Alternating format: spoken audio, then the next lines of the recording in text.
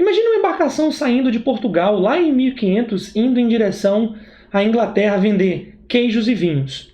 Aí a embarcação, ao chegar na Inglaterra, diz lá, ó, aqui eu tenho queijos com um diâmetro de 12 polegadas. Aqui eu tenho uma garrafa de vinho com um comprimento, né, uma altura de 1 pé. Você tem que comprar essa garrafa por tantos barris de ouro, né, ou tantos sacos de ouro.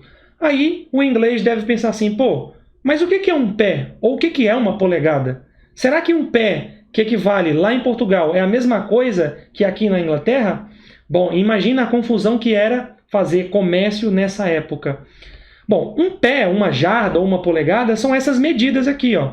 Só que elas são dotadas para uma pessoa específica, olha a coroa indicando quem é, o rei. Será que o rei de Portugal tem o mesmo tamanho da mão ou do braço que o rei da Inglaterra? Ou o pé ou a polegada? Muito provavelmente não. E para resolver isso, criou-se o Sistema Internacional de Unidades. O SI, ou o Sistema Internacional de Unidades, é uma conferência que acontece de vários em vários anos, e depois de muita briga, eles padronizaram o que seriam as medidas padrões.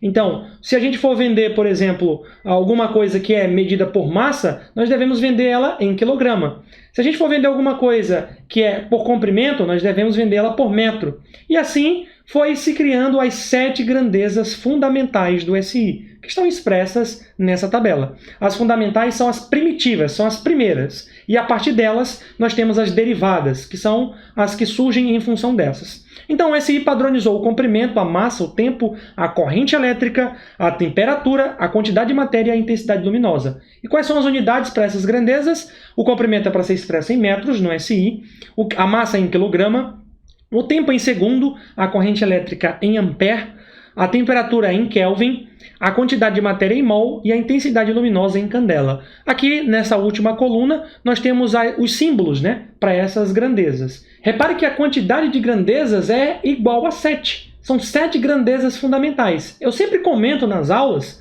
que esse número 7 é muito sagrado. Nós temos 7 dias da semana, 7 notas musicais, os 7 mares lá da mitologia, nós temos as 7 maravilhas do mundo, moderno e antigo, os 7 pecados capitais, né?